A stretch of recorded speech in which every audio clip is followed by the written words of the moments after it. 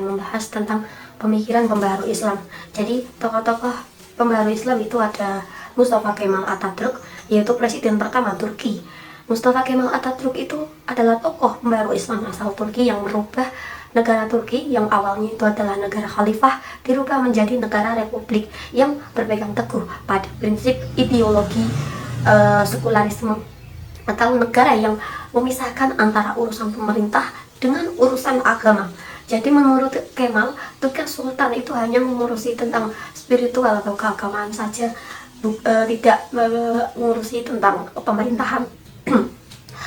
Kemudian Kemal juga sempat menghapus lembaga-lembaga keislaman seperti Mahkamah Syariah, kemudian Kementerian Syariah dan lain sebagainya, dan itu menimbulkan kontroversi tentunya pada masyarakat Turki karena banyak yang tidak setuju karena dinilai itu akan mengikis peradaban Islam di Turki. Ada juga yang setuju. Nah, tentunya itu ada dampak positif dan negatifnya. Dampak positifnya itu Atatürk atau Mustafa Kemal Atatürk itu memperkenalkan budaya luar agar Mesir itu dapat lebih lebih modern lagi, tidak melulu tentang ajaran yang di Turki saja, namun juga mengikuti peradaban di luar negeri juga. Nah, dampak negatifnya itu ya banyak yang tidak setuju karena dinilai mengikis peradaban Islam di Turki.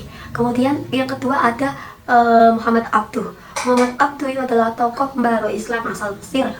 Saya membagikan 3 aspek pembaharu Islam yang Muhammad Abduh cetuskan. Yang pertama itu ada aspek akidah. Jadi aspek akidah ini Muhammad Abduh menganjurkan agar umat Islam itu memulihkan akidahnya dengan memahami peran wahyu dan akal, agar lebih menghargai peran wahyu dan akal dan memakai akal dalam mengambil keputusan. Kemudian aspek yang kedua yaitu aspek pendidikan.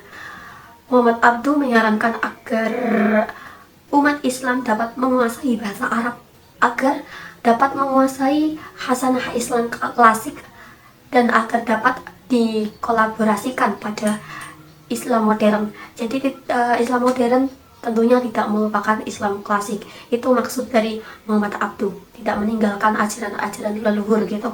Kemudian yang ketiga ada aspek kenegaraan. Muhammad Abduh menganjurkan agar Mesir itu memiliki lembaga konsultatif ataupun parlemen, yang tentunya ini sangat bermanfaat untuk negara Mesir itu sendiri. Kemudian tokoh yang ketiga itu ada Gus Dur atau Kiai Haji Abdurrahman Wahid asal Indonesia ya. Itu adalah presiden keempat Indonesia atau cendekiawan Muslim Indonesia yang memiliki pemikiran luas dan terbuka. Wawasannya itu luas Gus Dur itu. Nah, Gus Dur itu mempelopori prinsip pluralisme dalam keagamaan, dalam aspek agama, yaitu prinsip toleransi ataupun menghargai keberagaman agama di Indonesia. Karena ya kita tahu bahwa Indonesia itu tidak hanya satu agama saja, namun ada banyak agama yang ada di Indonesia. Jadi prinsip ini diterapkan oleh Gus Dur, yaitu intinya kita disuruh untuk bertoleransi dan menghargai keberagaman agama di Indonesia, karena Islam itu adalah agama yang rahmatan lil alamin. Kemudian ada pemikiran Gus Dur dalam pribuminasi Islam.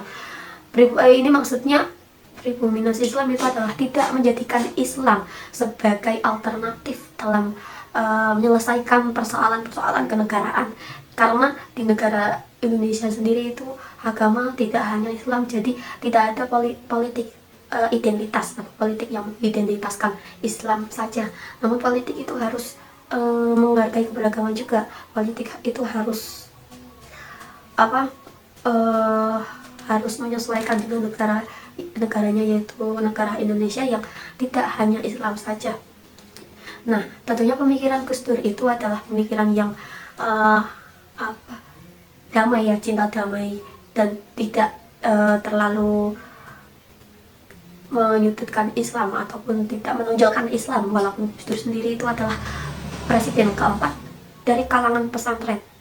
Jadi Gus Dur itu dari latar belakang pesantren namun memiliki rasa nasionalisme yang tinggi dan menjunjung tinggi keberagaman Indonesia.